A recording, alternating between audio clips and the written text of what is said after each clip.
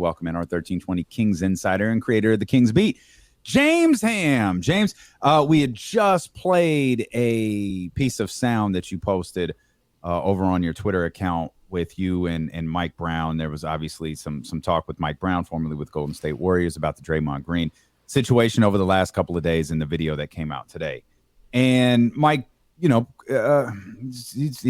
kind of kept the conversation centered on the Sacramento Kings. But one thing that stood out is, I think you and Sean did this both. Stuff happens in training camp for sure. Scuffles, skirmishes, you could even say fights happen. But I think what we saw on that video today from Draymond Green, and you've been around the game a lot, that's not normal. That's not a training camp fight. That's not a scuffle. That's something else. And what we saw in that video, to me, that's not a normal part of training camp. That's not normal to me. It's called assault. That's what that was. I mean, like, I think we get desensitized to this because we see, as you're scrolling through your Twitter feed or your Facebook feed, you see one person punching one person after another. Like in, sometimes it's a goofy video, so, whatever. I just, when it comes down to it, like, the game of basketball, it does get intense. Like, there are moments where you want to fight somebody, but you get paid millions and millions of dollars as an NBA player to have a little mechanism in the back of your head that says that's not a good idea. And Draymond Green has always had a questionable little mechanism in his head when it comes to that. But sometimes you push it over the line. And, I think the Bucks, when this happened a couple of years ago with Bobby Portis, or no, was it the Bucks or the Bulls? It was the Bulls. Portis, yeah, the Bulls. The Bulls gave Portis 8 games for doing this. Yeah. Mm-hmm. And Bobby Portis came out on Twitter yesterday and said, "Yeah, I got 8 games, and just so everyone knows, I was defending myself." And that's not what we just saw with Draymond Green. So I don't know. I don't know how you kind of put this thing to bed, because Draymond Green deserves a lengthy suspension. And this isn't Ron Artest going into the stands and grabbing fans and throwing them around. But that doesn't mean that, it's one of those scenes where that could get handed to a police department and they could look at it to see if it warrants criminal charges. That's not okay. It's not okay in a professional setting at all. And then to have that leak out, that's a whole nother can of worms. That's what, the worst thing about that, it's what costs the rest of us as media members and as people who consume basketball news or sports news, because now you're going to be just a little more cautious, and we're going to see less of training camp. We're going to see. Well, I don't less think of that was a events. media member. Do you? No. But there's always a fear that someone is recording something behind the walls of a gym inside their inner sanctum. So I've always looked at the practice floor and the locker room. That's their inner sanctum. That's their world that we're visitors in. And it only takes a couple of these things to go out there where people just say, look, we're just not going to give access. And by limiting the ability for people like myself to record something like that, you're just lessening the chance of something getting out. And you never know when something crazy is going to happen. And, I think it's a bad look. It certainly is. And I think it's whoever put it out there, not great. I'm sure they got paid, but not great. Someone tweeted, "Whoever leaked the video to TMC is all the proof you need how high the rent is in the Bay Area." Facts. It is facts. Do what you got to do. Yeah, and clearly it looks like it's recorded off of a laptop. So somebody took their phone, saw the video, recorded it off of that. It's not going to be one of our, like what you said, it's not a media member that did this. At least I don't think. I mean, you never know. But when it really comes down to it, whether it was an intern or it was security guard, whoever it was, I'm sure they got paid. But I think at the end of the day, it hurts everybody for stuff like that to get out there. I guess, sure, Draymond Green will be held accountable, and the punishment will be stiffer because of what we saw in the video. But I think all of us will pay the price for that in the end. Well, James, though, let's touch on that a little bit. Like, as far as we know right now, and if this hadn't come out, nothing was going to happen. Right. To Draymond Green. So, not that you can get, inside the minds of the Golden State Warriors, but why do you think there was no disciplinary action for something like that? Oh, they were still reviewing. I'm sure that's what they'll say. Oh, that's not the way Bob Myers made it sound. Yeah. Bob Myers made it sound like, no, we're good. We're going to handle this internally. And then the video dropped and it was like, uh-oh. Uh-oh. Yeah, well, they can try to play it that way, but the NBA shouldn't play it that way. The NBA should look at it just like they should with all kinds of events like this that happen where people are caught on film. So, and that's where I'm not exactly sure I agree with that one. You think the NBA should step in now, and I'm looking at it as like it's a team issue. It didn't happen from one team to another team. Then the league has to come police it. It's a team issue. I kind of feel like that should be on the team, and the NBA should stay out of it. But you think they could possibly, come and levy some kind of suspension or a fine of their own? Yeah, I think so. I mean, look, there's only 450 players in the league, and it doesn't matter whether they're all part of, like, those 20 guys are part of one team or those 2 guys are part of one team or not. The players union, everybody should be interested to see how they handle a situation like this, because while it is it can be an in-house thing, it's really not. I mean, you have a basic assault by one player against another, and again, that's a union member getting assaulted by another union member. Like, this is like, there should be some basic structure in place by the league that handles situations like this. Okay, well, let's let our friends at 95.7 The Game worry about the Golden State Warriors. Let's talk about the Sacramento Kings. You tweeted, Mike Brown said Kevin Huerter's getting the starting spot at the 2-guard position. Is that Sunday, or is that he's in with Barnes and Sabonis and Fox as the starters, the four of the 5 starters for opening night? Yeah, how I got it from Mike was that's it, that Huerter's going to be the starter, that he's the guy that looks like he fits the best with the starting unit. And that's going into the regular season. Now, again, these things can change, but I don't think so. I mean, it's kind of what we thought coming in. And then that power forward position is still wide open. KZ Okpala, again, today was with the other 4 starters, which we now can look at as the 4 starters. When Fox and Huerter and Barnes and Sabonis. Sabonis spoke at camp too, but I didn't have time to put video out before I hopped in the car and raced back home. It wasn't anything earth-shattering, but I think when you look at that position, we spoke to Malik Monk today, but we spoke to Monk before we talked to Mike Brown. If we would have known that we were getting Malik Monk, we probably would have swapped that around, so we could have been able to ask Monk about, the position and him coming off the bench.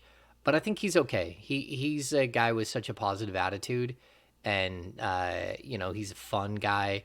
We saw him and Chimezie Metu messing around after practice today. He's always got a smile on his face. He's always got a joke for somebody, and he's a guy that really does kind of lighten the spirit there in practice. And so hopefully they don't have situations like what just happened in Golden State. Yeah, I get that vibe too from Malik, that he's just kind of willing to do whatever needs to be done to help the team. Does he want to start? I'm sure everybody wants to start, but I don't think it's something that would ruin like his production or his demeanor out there on the court. I also say that, and I don't think Monk falls in this category, but that's also the case if it's working, right? Like if they're winning, cool. Like do whatever you got to do to just keep on winning. But if the record tails off a little bit and they're not winning as much, that's maybe when you see a little frustration. Like, hey, this isn't working. Let's try and change something up. Put me in there or something. Yeah, realistically, we're probably going to look at that power forward spot as a position that changes first. if it's not working. If it's not working, we're going to see Keegan Murray in the starting lineup. If we don't see him on opening night, we still don't know what Mike Brown is going to do here. But, You got a hint today, though, yeah? well, I mean, we did get a little bit of a hint with KZ Okpala still with the group, but at the end of the day, like, look, Keegan Murray's too good. He's gonna have to he will take over that starting job, whether it's 20 games into the season or it's 40 games into the season. But he's going to own that position for the next decade in Sacramento. That's what it looks like. So I would be surprised if we don't see something move pretty quickly on that. But I thought even like the one question that we have is who is KZ Okpala when it comes to the offensive end? We have no idea because he's played such a limited amount of minutes over his first 3 years in the NBA. And, we can go back to his 2 years at Stanford and see that he was actually pretty productive, shot 36.8% from three, averaged 16 points a game, all that stuff. But at the end of the day, you have to see how it plays out at the NBA level. If KZ can come in and just shoot 36% from three and hold his own at the position and work as a cutter, then defensively he can keep that position for a long time. Eventually, you're still going to make a move because Keegan Murray does so much more on the court. But I like to see him with the starting unit going around. They were doing like shooting drills from one end of the court to the next, so everyone's shooting threes. And he looks solid. Like he's got a nice shooting stroke from the 3-point line. He just needs more time and more reps and more confidence, I would say. Like get him out there and see if you can really give him some burn where he starts to get comfortable and starts hitting his shots. What's the number one thing we need answered this weekend?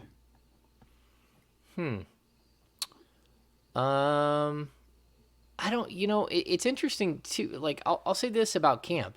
Like, when we watched today, we watched, 4 groups of 5 move around from one station to the next. Everyone's shooting threes. They're trying to get 10 threes combined from the corner, from the elbow, and from the top of the key. Like, they're moving around. And then all of these groups would rotate to another one of the courts. And I thought it was really interesting that it wasn't just KZ Okpala with the starting group. All of the groups that we saw in that first preseason game were the same. So I looked over at one court and it was Quinn Cook and Keon Ellis and Neemias Queta and Kent Bazemore. And that was the group. And if you looked around, that's kind of the way it was. Like you saw the second unit, you saw the third unit, you saw the fourth unit. I don't know if that's true, how all of these are going to play out. Sam Merrill still with like the third unit. And Chima Moneki was with the fourth unit. So, I think that's one thing that Mike really does have to figure out. Like, it's not too long until he has to make cuts. Like, cuts are coming. Maybe not next week, but he said he'd like to see another game or two of preseason before he makes any cuts. And I'd say he probably wants to see all 4 preseason games before he has to make cuts because he doesn't have to until the day before the start of the regular season. And so you might as well give these guys as much time as possible. So I guess if you're asking, that would be the one thing.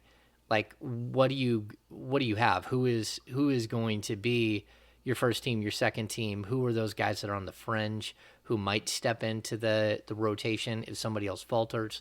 That's something I think we will know more of on Sunday when he plays maybe 15 players, but more like 12, 13 players, and we'll start to see the guys that are on the bubble. And that's what I was thinking earlier too, James. Like when he says, he's going to cut down the rotation, maybe 15 or even 12 or 13. Yeah, you can have that many officially get into the game. But as far as like minutes played, it's closer to seeing Sabonis and Fox and all those guys to like 25 to 28 minutes and Lynn or Delhi or somebody like that get in there later in the fourth for the last 5-6 minutes of the game, something like that, right? That's what we should start seeing on Sunday, or would that be next week against Phoenix? No, I think the second preseason game you see, again, like the maximum 15 players. And of course that can change. If it's like a really lopsided game, you could go to the bench earlier. I think what we'll see in the first half specifically, we'll see the starters. We'll see the second unit come in. We'll see the starters come back in and finish the half. Maybe some adjustments made there. which is what we saw the last game where Keegan Murray came in and finished the first half. Third quarter, you start with your starters, you go to your bench, and again, try to get some sort of chemistry and flow going. And then that fourth quarter is usually, maybe you let your second team go a couple of minutes into the into the fourth quarter, but then you go to the next five guys and kind of give them their shot. So we're still looking at a cap of 20, I guess, based on what you just said, 22 minutes probably for the starters.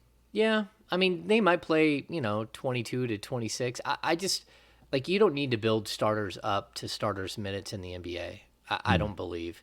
I mean, But these guys, you want them to play together though, don't you? yeah, but I mean, that's why I think we're seeing these guys work in groups out on the court. Like, they are gotcha. playing a ton together. They're playing, these practices. That's the one thing Sabonis said today. Like, the practices are really, really long. The focus is really long. Like, film studies are long. Like, there is a lot of teaching going on. And I've asked Mike Brown a couple of times, sort of like the absorption rate and how well his team is taking in all the information. I asked today, like, how much of the playbook are you guys getting at this point? And it's still a lot of base stuff, but you're starting to filter in, an extra 2 wrinkles, 3 wrinkles on the offensive and defensive end every practice. So it's slowly building, and that's kind of where you're at still. You got a bunch of players, and it's good because, if you can do 2 sets of 5 that aren't your starting unit and aren't your second unit, but they can see how the play looks and how the defensive structure and all that stuff looks from, standing outside and watching.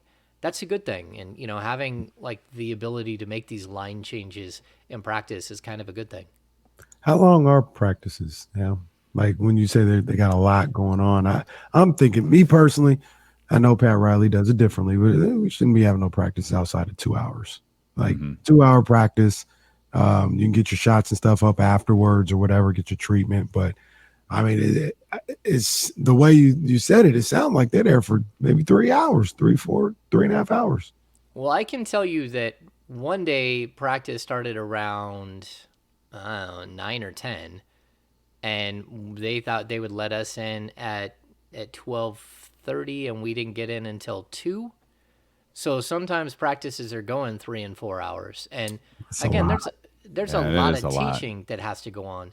Yeah, but I'll go back to like, it's one thing if you're just doing like walkthroughs or you're just doing scrimmage time. I think when you have like specific drills that are based to kind of help players learn the system without, being beat over the head with the system, like, those things go pretty quickly, and you're moving from stations and stuff like that. Um, we'll have to see. I think, Mike Brown gave them a day off in the first week, which I thought was very unique, and it was a true off day. Like, I Bobby Jackson posting, him taking an off day out on the golf course. They fully took an off day, so I do believe that they are pushing them hard during the practice sessions, and even like when they have 2-a-days, which was early in camp. They pushed them hard and let them go at each other. But at this, you got to keep them fresh. You got to keep everybody healthy. It's one good thing, knock on wood, that we've seen so far, outside of Rashawn Holmes having a stomach bug yesterday. To be honest with you, I'm not even sure that I saw him today. I'll have to go back and look at the film, but it's one of those things that you forget about. There's our first watch the film reference of the year, and it was made by James Ham. I love it. There it is. We've got tickets for you to see the Sacramento Kings opening night right now. Caller number 3, 916-909-1320. You could be a part of the festivities on opening night. Of course, you want to be there. It's going to be an amazing atmosphere. Hope is still going to be very, very high that night. So be in the building. Caller number 3 right now, 916-909-1320. You mentioned this, and sorry if I missed it. I know you used the term absorption rate, which is fantastic. That feels like a baseball stat. It's the absorption rate of this hitter here. But when you're giving out, if you're Mike Brown, you're giving out that much information. How do you know that information is being retained, especially that amount of it? Because you make them show you they can do it in a scrimmage. and that's what we see. We see the 5-on-5s, and guys moving around and doing all that stuff. Like that's where they've got to prove that they are retaining it. And I think you can also like you can just feel that this group. I asked Sabonis about this today.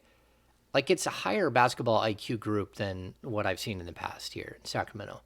Like there is a bunch of smart players, and when I look at it, I think that like if it is a higher IQ basketball group, a lot of guys that are experienced, not a bunch of super young rookie players. That tends to make me believe that they're going to take on the information quicker. But again, like watching Sabonis just kind of, it's been a lot of practice, and I think that's a good thing and a bad thing. But we'll have to see how it plays out on Saturday. I mean, on Sunday when they actually go up against someone else who doesn't know what the offense is about to run and what the defense is trying to stop them with.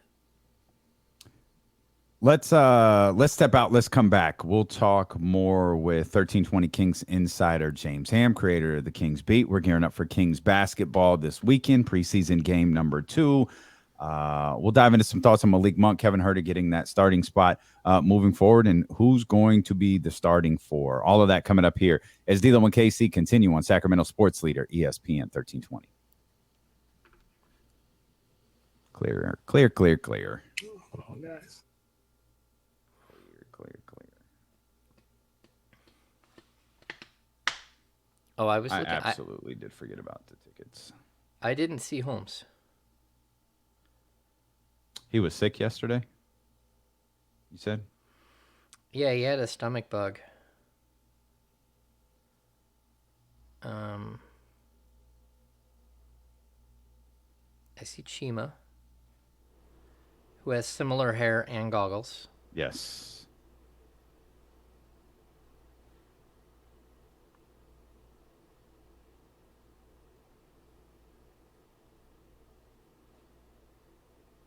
There's a wider shot.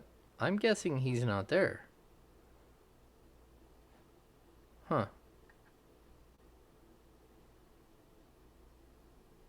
I guess that'll be interesting to watch. If he's not around tomorrow, I guess he probably wouldn't play Sunday.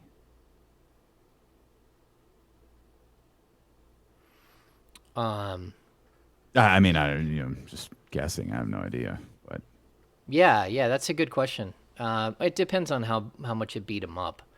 yeah. Yeah.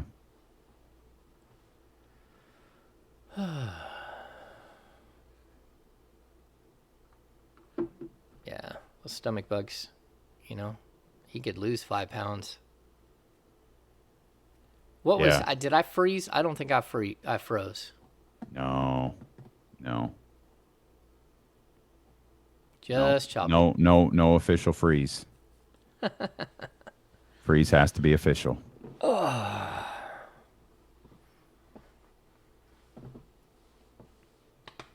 You know what really sucks? Like, I just feel like, how much shit Jordan Poole's going to have to deal with because of this? Like, he got clocked by a teammate and everyone saw it. Like, and he got clocked.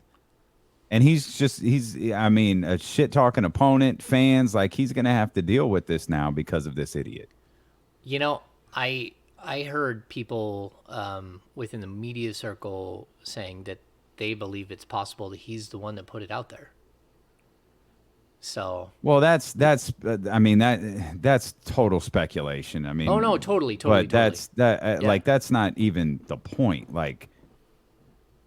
That's I'm with out you. there now, and he's got to deal with with that for the rest of his career. Yeah. Like, people still talk about D'Angelo Russell on the phone. Mm-hmm. Like, how long ago was that? Like, get over it. Like, dude's a ball player, man. Get over it. Yeah. I don't know. I just think that sucks for him. The one thing is, it was a sucker punch, and I'll tell you, like, you got two dudes who are competing in some weird way for an extension, right? So a lot of people think that Jordan Poole will get an extension, but they can't afford both. Some think that, you have to extend Draymond because he's part of the dynasty. And so there's some tension between those two, partially because of that. And so, yeah, I think it's interesting that, you could see it where someone was trying to spin, the why did this get out here? It's like agree with it, don't And that's agree what the with it. Warriors are doing. First thing the Warriors had to say is, we're going to find out how this video got out there. Yeah. Guys, your priorities are in the wrong spot right now. Yeah, You're that's going the to next, Ramona and Woj about how the video got out and not what was on the video. Yeah. It's some next level Supreme Court stuff. That's what that is. I mean, it's the same stuff. Like, how did this get out there? Well, I don't know. Well, what do we do now about it? Like, somebody had an idea, but why they would want something out there and why they wouldn't. Yeah. I don't like say, like Aldrin J says, it's a perfect time to trade Draymond. I don't disagree with that. Like, I just, like as a basketball player, sure, he helped you win a championship again. But how much does he have left? And do you keep putting up with stuff like this? And at what point does it fracture what's happening behind? Like, even watching Steph have to answer questions about this, it's just not good, Nah, he's not worth the headache. He's not that good of a basketball player anymore to put up with this nonsense. And how much do you have to pay Jordan Poole? It's gonna be like 130. Yeah, but would you pay Jordan Poole that? I would. Yeah, I would. If I was him. Yeah, I don't know. I mean, your shooters are getting older. Like, he could be the scorer of your next, Yeah. 6, 7, 8, 9 years or whatever. Well, I could see them also looking at Kuminga at the 4 and saying, could Kuminga take over? And, we can't get us the assists. We can't run the ball through him like that right now. But, can he bring the defensive energy, and can he bring more offensively and kind of balance out some of the things that he can't do? You say there was practice tomorrow? Yeah, there's practice. There is practice tomorrow?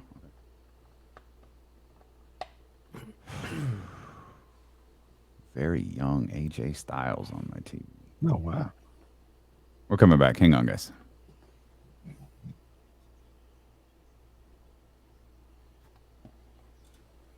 Live on Odyssey app, live on Twitch, YouTube, Twitter, and Facebook as well. Dust off your Facebook account and go like ESPN 1320. You can watch the show there in high definition. It's fantastic. We are in HD now. And James Ham is fluctuating between 4K and dial-up. and that's par for the course. It's one of the great bits here with our 1320 Kings insider, James Ham, who's working all weekend with Kings practice tomorrow. And then, of course, the Kings back on the floor for their second preseason game, this one against Portland. On another note, we were talking about like ramping up and how this game might look different than what we saw last week against the Lakers. But there's kind of also like, hey, this is our opponent opening night. Do you think that factors into, has anyone talked to Mike about that? Do you think that factors in at all to the way he might approach this game? Yeah, maybe a little bit. Yeah, I mean, there's going to be some gamesmanship. You don't want them to see everything that you're doing. And, as far as like rotations and stuff, I don't think that will play a role in this at all. But the rest of it, sure. How much of your offense, how much of your defense, if you're doing different switches and schemes. And again, what is it? It's the 8th. We don't have a game for another, like a true regular season game, from the 9th until you're going to play them again on the 19th, right? So you got 10 days to make adjustments. And what the team looks like this Sunday, it should be much improved over what we saw last week, just because they've had so much practice. But then what you see from here, and then mixing in 2 more preseason games, you're starting to get that build up to what we could see. And so your adjustments are going to be smaller. It's going to be more about building chemistry on the court and sort of getting in what it is that you can as far as your offense, your defensive sets, your variance on those sets, and then like get really good at those. And then we'll start growing, but might have to wait until the season and see how it works out, and start adding more in during the season not just so much now. Now it's about sort of getting better and refining. And I think the one promising thing is in that opener, they had 7 turnovers total. And that's something you don't see in preseason. A team that's barely been together and that ran 20 players out there turned the ball over 7 times. That's crazy. Yeah. Yeah. Do you think that, like, in these games, because I like the question that Damien asked about showing too much in this preseason game, but like, is it all just like just general play? Like, they're not really doing too much as far as obviously scheme, but like plays and stuff like that. It's just real general skeleton sets. You know what I mean? Or because Mike Brown is trying to establish something and implement a system and, you know, culture on the court, are they showing a little bit more typically in a preseason game than they would, because he's got to get these guys, you know, got to get it ingrained in them. We were running this offense, or this is how our trap should look, and all this other stuff on the defensive end. Yeah, I'll call out the Kings film room. Like, if you watch their video breakdown of all the offensive sets from the first game, which I thought that was really, really brilliant. What we're talking about is players getting used to each other, players doing a read and react system. It's kind of like that thing where when a backup quarterback comes in, and then all of a sudden, like, the 4th wide receiver or 5th wide receiver is his target, like, nonstop, because that's the guy he's been throwing with all the time while the other guys are having a good time being starters and all that stuff. He's over there throwing and putting extra time with the 3rd, 4th, 5th wide receivers, 6 wide receivers, 2nd tight ends, 3rd tight ends, and they have better chemistry. So I think that that's what Brown's he just needs to get these guys on the court and doing a lot more of, like, sort of the read and react. Like, why are you doing this? The splits, like, we saw some good flow in it. But I also, like, I'm really hoping that that's not it, that we actually do see some of the pick and roll action that was so effective. And I know that Mike Brown is trying to get away from doing pick and roll all the time, so they're not just such a methodical, like a boring offense that just pick and rolls you to death. But there's a reason why the pick and roll has been around the game for like 40 years and is so effective, and that's because it works. So I kind of want to see mixture of both, and for right now, we're seeing a lot of that, again, the read and react stuff, and that just takes time. It takes time to get comfortable, to know where someone's going to go, like to figure out if someone's giving you the look that they're about to cut backdoor, or if, they're going to fake backdoor and come back out around the top. And, so there's a lot of things that guys are trying to learn from each other, especially since they haven't played together. I mean, Sabonis and Fox and Barnes, those are your big 3, and they've only played, 14, 15 games together total. You need to get them out there on the court, moving together, reading each other, reacting, all that stuff. What do you want to see differently from Sabonis this weekend? I know you talked about you wanted a little more from him against the Lakers. I thought he passed the ball really well. I know they didn't really run a lot through him. I thought he was just brilliant passing the ball, even though it felt like it didn't really lead to anything. They missed a lot of shots at the basket. But what do you want to see from him this weekend? Yeah, I want to see just more. Run the ball through him. Run the ball through him most of the game. Like, when he's on the court, he's just incredible. So, like, run the ball through him. Like, I want to see that out of Fox, too. Like, those guys should be your primaries, and then the other guys should be hitting open shots and getting ready for open shots, and then moving, and not just standing stationary. And I think that that's one good thing about, like, the motion offense they are doing, is just, keep moving, keep getting a flow for each other. But, like, Sabonis needs to be your main cog, and you need to run the ball through him a lot. And, even like, if we go back, and I know I compare, the Warriors all the time and sort of what Mike Brown went through last year. I mean, look at how Draymond Green averaged like 7.5 assists last year. I think it was 9.5 the year before. Like, as a big in the post, that's something that the Kings need. They need Sabonis to be that guy who's really, orchestrating everything, and everyone else has to move around them, sort of flying around in his universe. And I think that that's what I would like to see them do now. Like, don't wait until we get to the regular season to start showing what he can do and what he can do within the confines of your offense. James, I don't think we talked about this when we talked to you last week after the game, but what did you think about Davion Mitchell's preseason opener? I thought it was kind of up and down. It looked like you got the proverbial game has slowed down a little bit for him in that second season, but um, wasn't able to finish at the bucket. In the second half, he played much better and shot looked okay, but I thought it was pretty up and down. What did you think about Davion Mitchell? Yeah, I thought it was rough.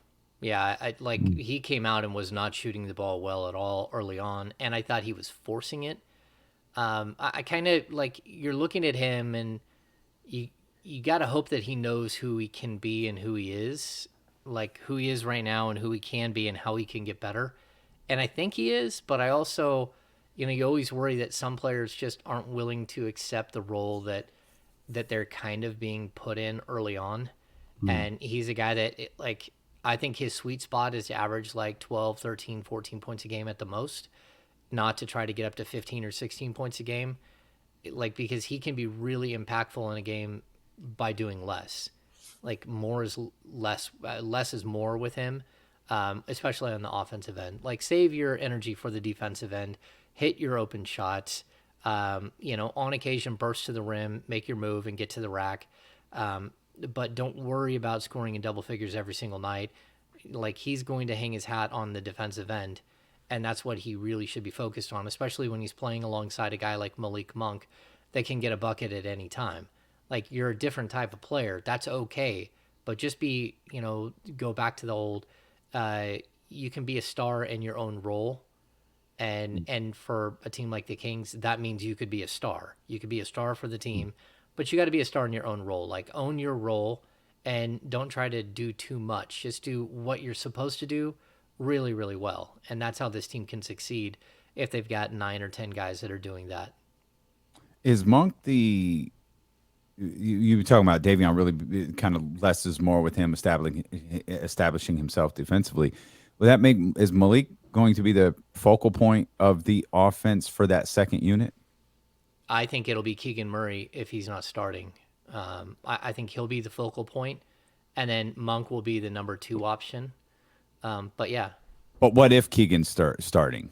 Is that and maybe there's two questions there. I'll break my own journalistic rule. Is that part Wow. of the I know. Is that part of the reason Keegan is in the second unit because he provides like he could be scoring for that unit when you've got Sabonis and Fox, and then you've got Barnes and Herter there.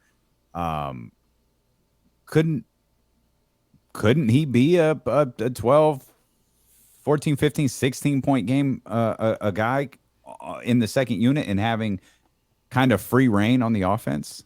Monk for sure. No. I'm sorry. I'm talking about Keegan Keegan. Murray. Like, is that Yeah. an argument? Is that an argument for keeping Keegan Murray on the bench? Well, yeah. I mean, that's always going to be the argument. If they do make that argument, I mean, we'll have to wait and see what they do on opening night.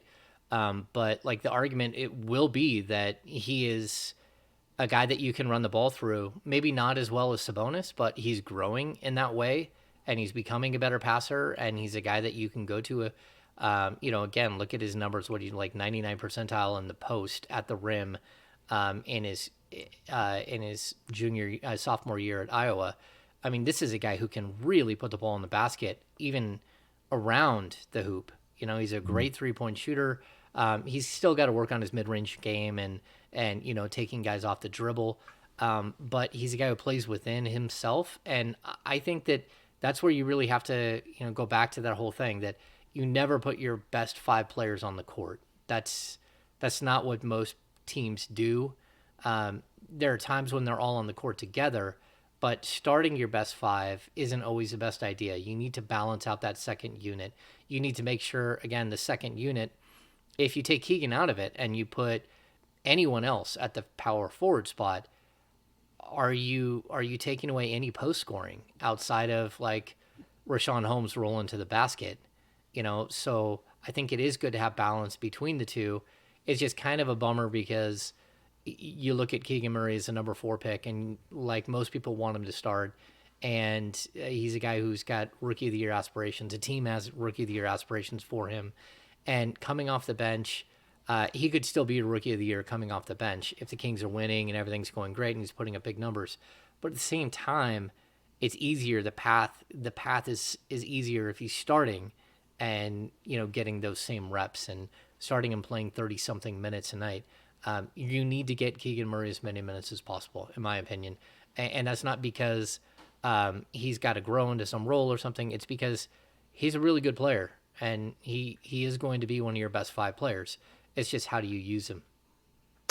Yeah, thinking about him coming off the bench, I want him to start. But thinking about him coming off the bench, I mean it's a pretty elite. I don't want to say elite, but a pretty potentially potent second unit. When you talk about Davion, Monk, Keegan Murray, and Rashawn Holmes as your second unit, that's pretty good, man. So I want him to start, but if he came off the bench, I mean that just makes their roster, their rotation even deeper, in my opinion. Yeah, I mean that's the key, right? What it really comes down to, it's not so much, how good Keegan is already. I mean, we saw it in summer league. You saw it in the preseason opener. He just walks on the floor and he looks totally comfortable and ready to play. It's really not about him. It's about who's going to play the position, who's going to start in his place, and whether that person can hold up their end of the bargain. And that's where we come back to like the KZ Okpala discussion right now, like because versatility wise, he's a more versatile defender than Keegan right now. Of course, he's got 3 years of NBA experience. Even if he hasn't played that much, he's still, he's the guy who's gone up against Jimmy Butler in practice the last couple of years. So if Okpala can hold his own, and that means hitting his 3-point shot, really, that's what it means, because defensively he's going to be outstanding. As short as that's what it looks like. He's going to be outstanding as part of that starting 5. But if he can hold his own offensively and not just gum up everything, because that's my concern. It's just like you can't, having 3 non-shooters in your starting lineup is tough. Like how are you supposed to get off to a good start when the spacing is crushed on your 2 best players in Sabonis and Fox? I took Mike Brown's comments that he made to you very, very literally. He said we're going from the rotation will be a lot different on Sunday, probably going 20 as low, 15 even potentially lower. So I started eliminating guys. Who do you think isn't going to play this weekend? I feel like the obvious, with all due respect, is Merrill. Merrill's probably, if Mike is cutting guys down, I don't see time for Merrill. That I thought was probably the most obvious, and then I wasn't really sure what to do after that. Like, is Keon Ellis not playing? Is Kent Bazemore, who was a part of that last group against the Lakers, is he not playing? Like, what do you think this winds up looking like for guys who aren't playing on Sunday? Yeah, I mean, I think you can cut down pretty quickly. Bazemore has been with that 4th unit the whole time that I've seen him. I don't know if that's it. That's how he came into camp. Sam Merrill's been with the 3rd unit the whole time.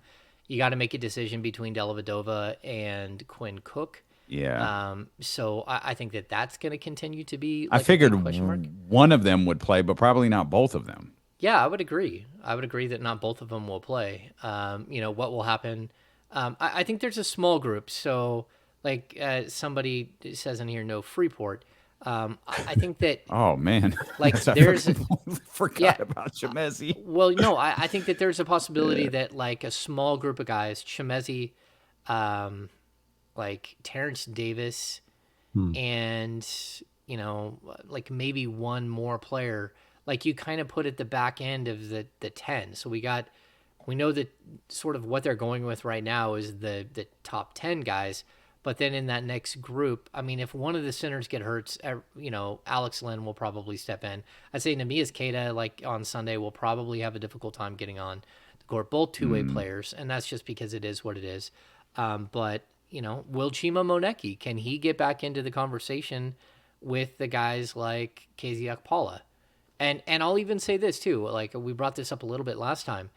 There's a possibility that Keegan Murray is so good with the second unit, and that second unit is working so well, that even if KZ Okpala is not working well with the starting group, that you could see him take KZ Okpala, put him deep on the bench, and swap him out for a guy like Metu, swap him out for a guy like KZ Okpala.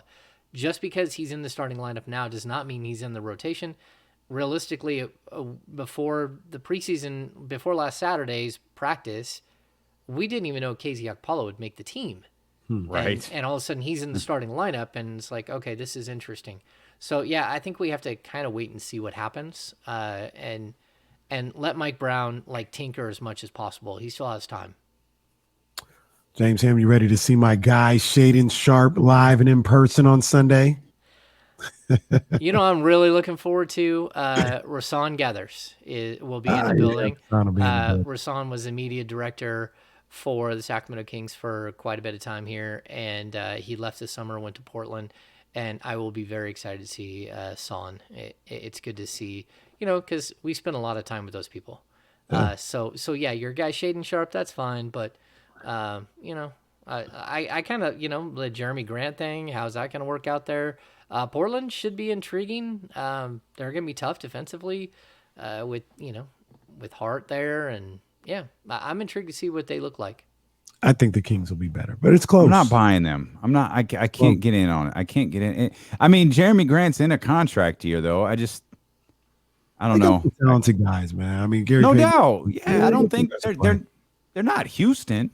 No, I don't mean that. It's just, I guess it really is Sacramento or Portland, because I see those teams as, they obviously have Dame and we don't, but I'm not in on them yet. I wasn't in on them last year. Lakers still looking a little funny in the light.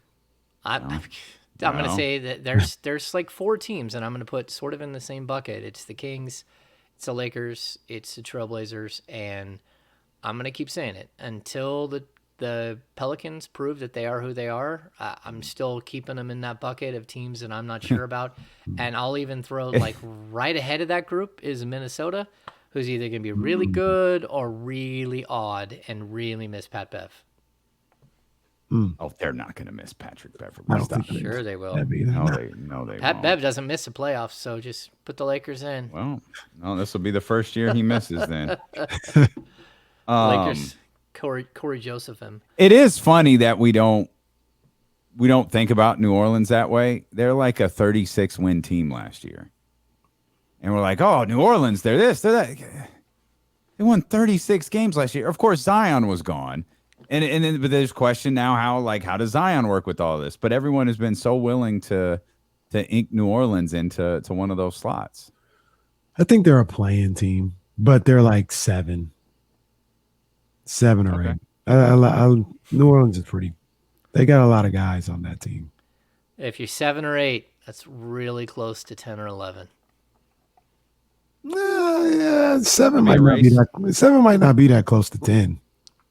The key to me is if you can somehow get to 6. If you know you're a 6, then I mean that clears you from the play-in, but it also like establishes that you're on a path. And I don't think that there's a lot of teams that have established that are, that we've got the upper end, the Suns, the Warriors, the Nuggets, even I'd say the Mavs and the Clippers. But then we start getting into some, like it starts to get a little bit muddied. Isn't that like a 12-game difference last year between 7 and 10? I don't remember what 7 was. I think the Spurs won 34. Maybe it was a little less than that. Spurs won 34. I think the Clippers won. Did they win 40? Were they over 500? Can't remember. Well, there's nothing better than us trying to sit around and figure out what the records were last year. So as the show comes to a conclusion, I will tell you. We've got 30 seconds, and I'm told it's a hard out, which means shut the hell up. And it was 46 at the 7 spot for Minnesota, 34 for San Antonio at the 10 spot. Dead on for your boy. And we appreciate you so much for being with us. Check out the Kings Beat. Check out the latest episode of Corners of the Culture wherever you get podcasts.